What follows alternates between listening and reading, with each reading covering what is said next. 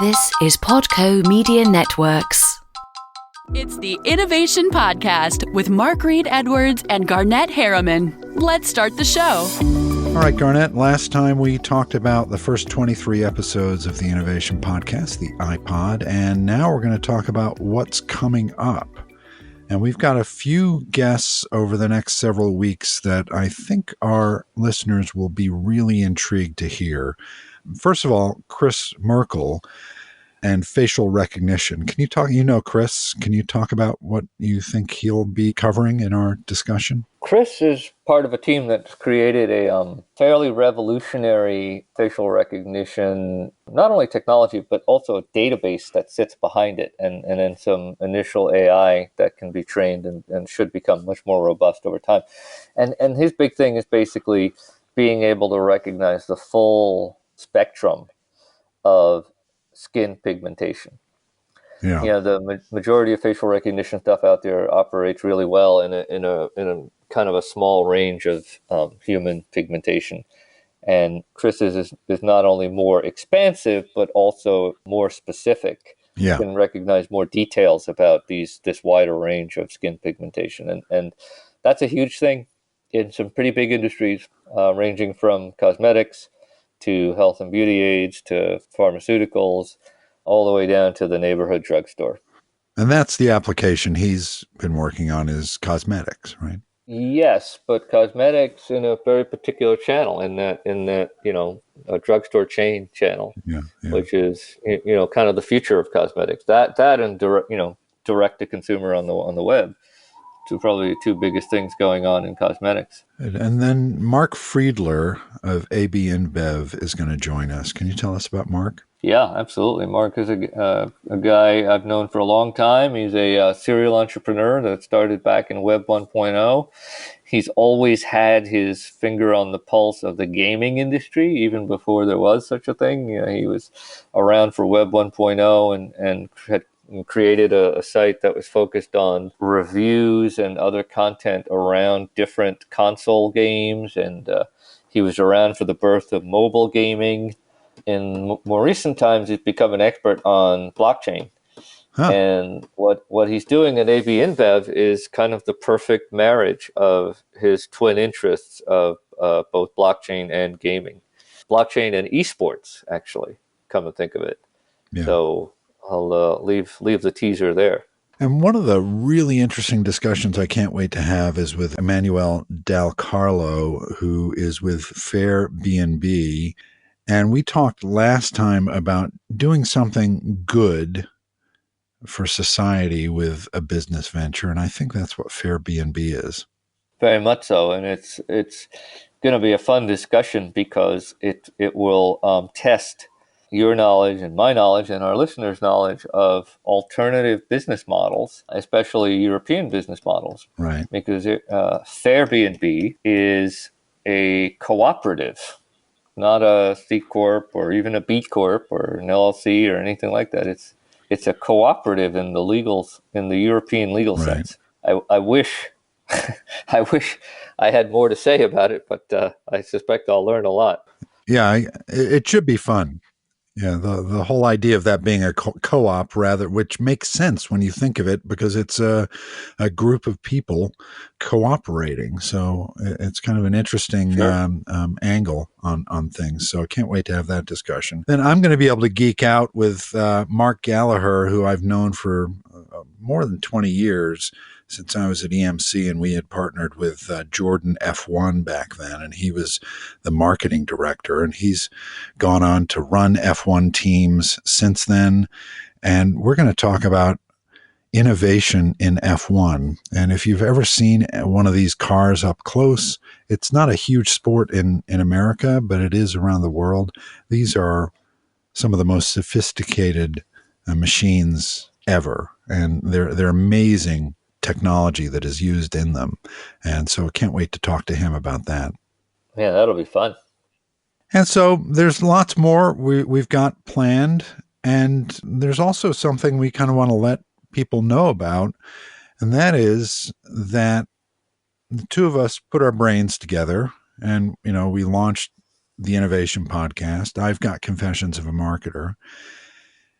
And we thought, well, why don't we launch a company around this? Because there are a lot of ideas that we've kind of mined a little bit in both of these podcasts. And there are a lot of smart people that we know.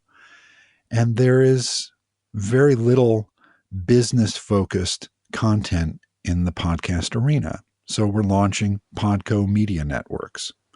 And that's going to happen in July. We're going to have a couple of podcasts right off the bat. Demystifying Data with Chris Clegg. We'll launch that in July. And My First Job with John Chang, also launching in July. So what do you think about this, Garnet? Well, I'm honored that you would pick me to do this sort of experiment with. I think it's going to be a fun project. You know my perspective on things. I am committed to having fun with it, and also trying to find a way to make it profitable and valuable over time. And I think there are a lot of macro trends unfolding in the marketplace right now that point to some reasonable chances of success. Some of those trends being the looming podcast wars between companies like Apple and Spotify, iHeartRadio, and maybe that being the top tier luminary. Yep. And then a lot of other companies below them, right? All looking to get into the podcast market, podcast distribution market. I feel like that's pretty huge. And then, I'm going to keep trying to draw insights from just the sheer length that I've been in this space, which is probably wearing out my welcome at some point. But in the same way that we have talked a few times about the decentralization of startups, technology, and then venture capital, going from two big hubs to 200 hubs in secondary markets all over the U.S. And all across Europe, actually. Yeah. In the same way that that's unfolding, I believe that overall decentralization is part of what's driving people's interest in podcasting.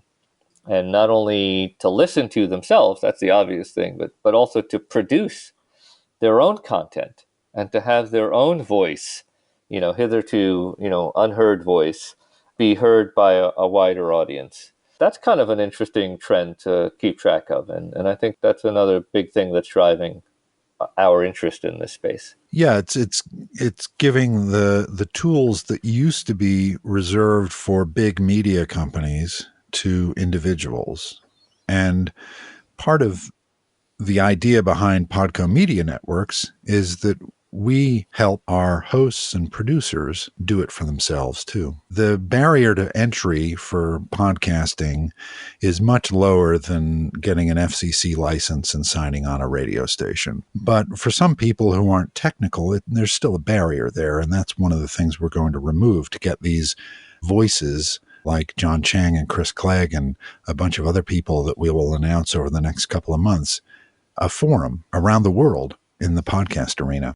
Should be exciting. It should be. We should probably talk a little bit about the overall focus of the network and being business. Yep. But within that segment, within that niche, as it were, there's probably a lot of voices and perspectives and insights that thus far have been either unheard or underheard, underrepresented, and we have a few that we're percolating up. Should we chat a little bit about those? Or yeah. There's I'm going to read off some words and you can fill in the blanks. So like travel, the business of travel, corporate social responsibility, impact investing, mindfulness in business, and there's a whole list. We've got about 30 or 40 ideas. Disabled business, the business opportunities, employment opportunities, and perspectives for disabled folks. That's pretty high on our list as well. Yeah. I have a hypothesis about the generation of ideas that will end up in the podcast eventually. Some of the things that we put on the initial list that never make it through to an actual podcast are bound to be as humorous as anything that we talk about it. So I Yeah, that's why I'm saving the spreadsheet, just so that we can have fun at the annual Christmas party for PodCo I Media think that could Networks. become our stock and trade Christmas episode for the Christmas podcast.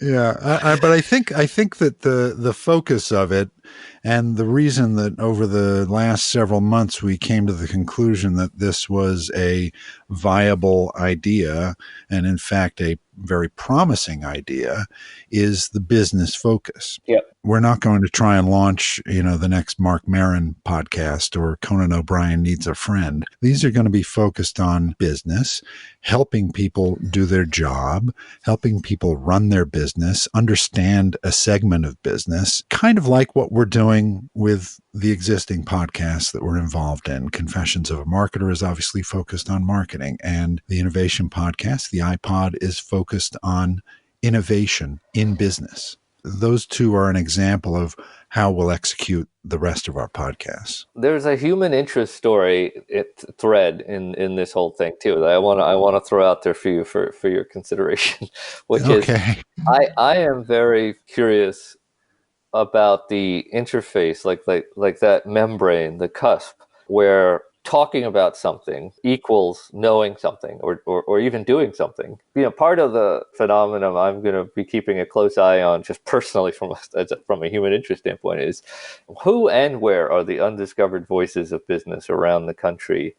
What have they done to get the experience that gives them some kind of, authority? And then what are they doing in their business life? What are they actually doing? How are they getting paid?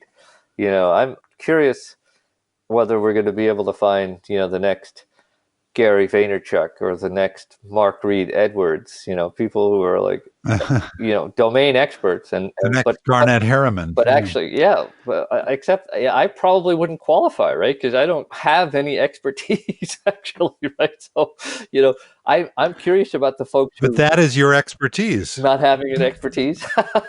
Yeah, your focus is not having a focus. My focus and it takes up all my time too. So, that's I think when I fully retire, plumbing that paradox about how it is you could be so busy and not have a job, not have an expertise, I'll devote myself to like figuring that one out. But no, it's like going to the grocery store, which I do occasionally, and you come home and then the next day you're like, what the hell am I going to eat for dinner? Because you bought a bunch of stuff, but you can't make any of it, By the way, so now my memory's coming back to me on some of the, I think we're going to have a great food related or food business or alternative food or new foods or food tech. I think we're going to have a great food podcast, and we have to find a good combination of the right personality, to be the host, and then the right editorial angle. But I don't see how we can get around that one. It's just that so and we had talked about doing something for booksellers for the book business. The local bookstore is now a critical ingredient in a community, and I think that would be a fun thing to do a podcast about. Oh, there you go. Come to think of it, independent bookstores, not the Barnes and Nobles of the world. Independent bookstores come up quite frequently in our discussions about community development in things, including the opportunity zone areas. So that's interesting. In an opportunity zone, I imagine things like coffee shops, dry cleaner, bookshop, things like that are important. Sure, you need a grocery store, but those community gathering points like a bookshop or a coffee shop, something like that. So there's something in there. Maybe it's a combination of those types of businesses. I don't know, but we'll do something there. We've got plans for tone of voice, sports and business, bootstrapping a company, and of course, my first job with John Chang and demystifying data with Chris Clegg, all coming up in July. I'm excited to hear those first episodes and to share them with our audience. And someone's outside waiting for you. Are they honking the horn for you? Is it time to leave for California already? It must be the movers. But don't forget probably the one of the biggest hallmarks of the web presence that PodCo Media Networks will have will be essentially a submit your podcast idea function. Yeah. When I say we're super interested in the human interest part of it, and we're interested in speaking with and hopefully collaborating with as many really independent, quirky business voices as possible, we're gonna put our money where our mouth is on that one, and try to have as much of an open submission policy as possible. Yeah, and that's something I encourage people to go to podcomedia.com and see the pitch your idea button, and you can send us your ideas. I can't wait. Yeah, it's going to be fun. Well, thanks, Garnet, and good luck with the move. Thanks, buddy. Thanks for joining Garnet and Mark on the Innovation Podcast. Visit innovationpodcast.co to subscribe and listen to other episodes.